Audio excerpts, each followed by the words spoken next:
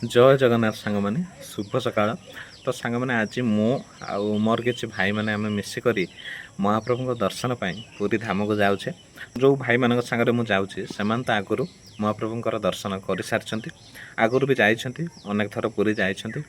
तो जमती कथार अच्छी प्रभुंर जेपर्यंत कृपा दृष्टि न पड़ी जिते टंका पैसा थाउ जिते मन कले भी तांको दर्शन मिलवा सहज नुहे कि संभव नुहे। तो सहीपरी भाव में जदि कहि दीर्घ 20 वर्ष पर माने मत 20 वर्ष होगापर महाप्रभुर दर्शन मिल मत आभास हो। तेणुक मु मो भाई जो मैंने मो सांग मैंने अच्छा से आज मुझे बाहरी महाप्रभु दर्शन करने पूरी धाम को। तो चलते सांग मैंने आज ब्लॉग टी कंटिन्यू करवा। सांग मैंने आम ए चलू पूरा खराटारे पूरी आम तो दी सांग अच्छु बालेश्वर आउ जन आसूँ मार्कुणार अलरेडी आउ 3 जन अच्छा। तो चलते जीवा जगार डोरी जिते लगी आ तो रही हेनी ना कौन समय बाबू कौन कह एत दिन पर देखा माने +2 बेलर सांग। तो +2 तो सर +3 सरते बसला तो बहुत दिन पर देखा हो चलचे सांग। आउ ट्रेन कड़े बहुत भिड़ अच्छी जहाँ लगुच ट्रेन में बस किसी भिड करहबनी। तो डायरेक्ट पूरी पहुँचला पर देखा हे रोच सांग मैंने बर्तमान बालेश्वर पारेला गाड़ी तो आम जाऊे एवं। तो फाइनाली आम ट्रेन में चढ़ीगलु दीपर समय बहुत ही गरम होता है जहाँ एत भिड़ नाला एटलिस्ट आम ठिया हो पारे। तो ये आमर बाकी सांग मैंने आसीगले।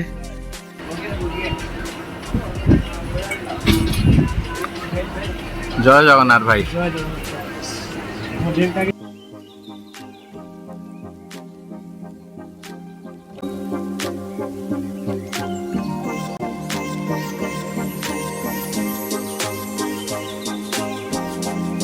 आउ सांग मैंने मु घर आसला बेले फ्रेश काकुड़ी आनी। तो ये जो गरम रे टिके ठंडा ठंडा काकुड़ी खाइला परे पेट शांति आ मन भी शांति। एपटे केमते खाउछि मते देखि पारथुबे। हां भाई कोन दउजो भाई मसला काकुड़ी दउ। हां ठीक इमरजेंसी केतना काकुड़ी 30 टका देखा बढ़िया काकुड़ी ये गुटे बसी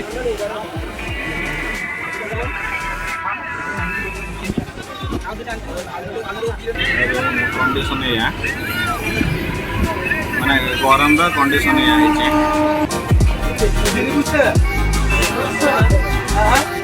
गरम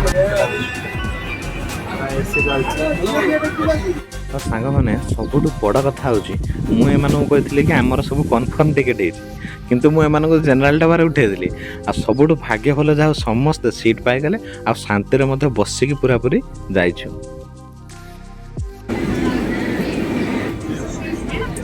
तो सांग मैंने आमे माने पुरी स्टेशन पाखापाखि हो गलुनी अल्प किसी समय बाकी अच्छी।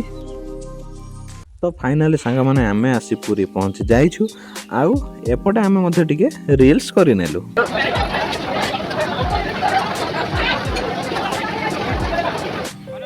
आमे एपटे स्टेशन ले ऑटो नहीं रूम को बाहर जाइथिलु जोटा कि आम 6 जन को पड़ जाइथिला 100 टंका।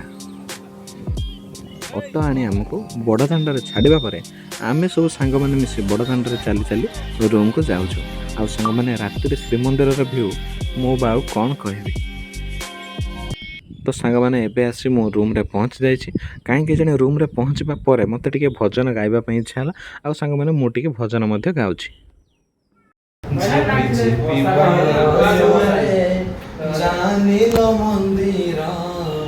झिपी झिपी बरसारे जानिल मंदिर झुरुची कालिया बसे झुरुची कालिया बसे पिरती राधार पिरती राधार पिरती राधार।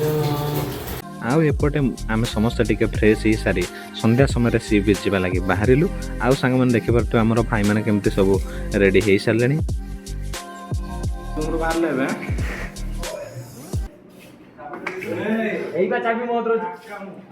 जल्दी पड़े आस भाई। तो फाइनाली मुझे आसे सी बीच रे पहुंच गले। आ चलंतु देखिबा राति समुद्र भ्यूटी केते सुंदर लागुछि।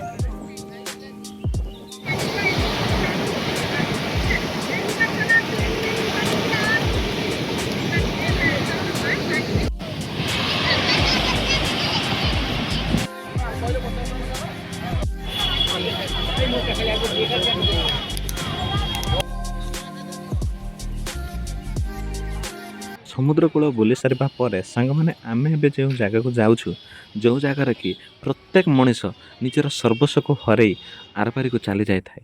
ଆଉ ସାଙ୍ଗମାନେ ଦେଖିପାରୁଥିବେ ଇଏ ହେଉଛି ସ୍ୱର୍ଗଦ୍ୱାର। ଏହି ଜାଗାରେ ହିଁ ସାଙ୍ଗମାନେ ପ୍ରତ୍ୟେକ ମଣିଷ ପୃଥିବୀ ପୃଷ୍ଠରେ ସୃଷ୍ଟି କରିଥିବା ନିଜର ମୋହ ମାୟାର ସମ୍ପର୍କକୁ ତୁଟାଇ ଆରପାରିକୁ ଚାଲି ଯାଇଥାଏ। ଆଉ ସାଙ୍ଗମାନେ ଗଲାବେଳେ କିଛି ସାଙ୍ଗମାନେ ନେଇନଥାଏ। ତେଣୁକରି ସାଙ୍ଗମାନେ ଜୀବନରେ ନିଜର ଗର୍ବ ଅହଙ୍କାରକୁ ଦୂର କରି ନିଜେ ସୁସ୍ଥ ରହିବା ସାଙ୍ଗରେ ଅନ୍ୟକୁ ଭଲ ପାଇବା ବାଣ୍ଟି ଦେଇ ଏ ଦୁନିଆରୁ ଚାଲିଯିବା। ତ ଏପଟେ ବୁଲାବୁଲି କରି ରୁମ୍କୁ ଫେରିବା ପରେ ଆମେ ସବୁ ସାଙ୍ଗମାନେ ମିଶି ଖାଇନେଲୁ। ଆଉ ଖାଇସାରିବା ପରେ ଆମେ ମଧ୍ୟ ଶୋଇଯିବୁ। ତ ସାଙ୍ଗମାନେ ଦେଖାହେବ ସକାଳୁ। ସକାଳୁ ସକାଳୁ ଆମ ପିଲାମାନେ ସବୁ ରେଡି ହେଇଗଲେ ପୁରୀ ମନ୍ଦିର ଯିବା ଲାଗି। ଓକେ, ସବୁ ରେଡି ତ? ଜୟ ଜଗନ୍ନାଥ। ତ ଏପଟେ ଫଟାଫଟ ରେଡି ହେଇ ବାହାରି ଗଲୁ ମହାପ୍ରଭୁଙ୍କର ଦର୍ଶନ ପାଇଁ।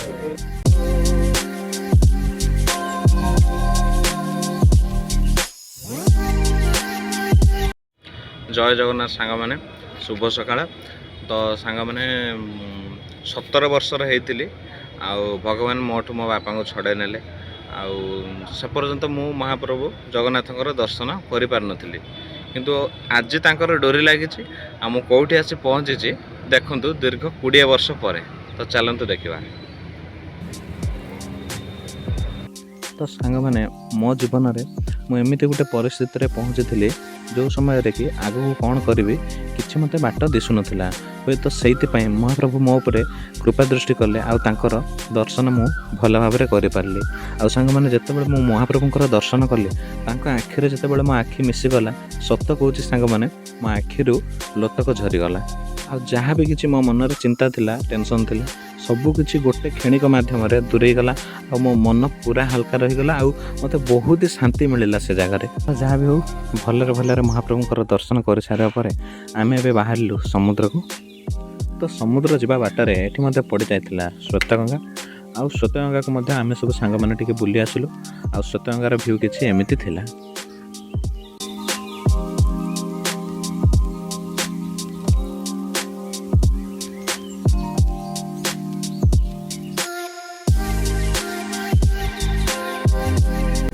ତ ଏଇଠୁ ସମୁଦ୍ରର ଭ୍ୟୁକୁ ଟିକେ ଥରେ ଦେଖନ୍ତୁ ଆଉ ଅନୁଭବ କରନ୍ତୁ। ପୁରା ନୀଳମୟ ସମୁଦ୍ର, କେତେ ସୁନ୍ଦର ଲହଡ଼ି ଆସୁଛି। ଆଉ ଏପଟେ ସାଙ୍ଗମାନେ ଦେଖିପାରୁଥିବେ ମୋ ସାଙ୍ଗମାନେ କେମିତି କ'ଣ ହେଉଛନ୍ତି। ବାଲିରେ ତାକୁ ପୋତେଇ ଭିଡ଼ିଓ ବନେଇଛନ୍ତି, ରିଲ୍ସ ମଧ୍ୟ ବନାଉଛନ୍ତି ତାଙ୍କର। ଆଉ ସମୁଦ୍ର ବୁଲାବୁଲି କରିସାରିବା ପରେ ଆମେ ଏପଟେ ଆସି ଷ୍ଟେସନରେ ପହଞ୍ଚି ଟ୍ରେନରେ ମଧ୍ୟ ବସିଗଲୁ।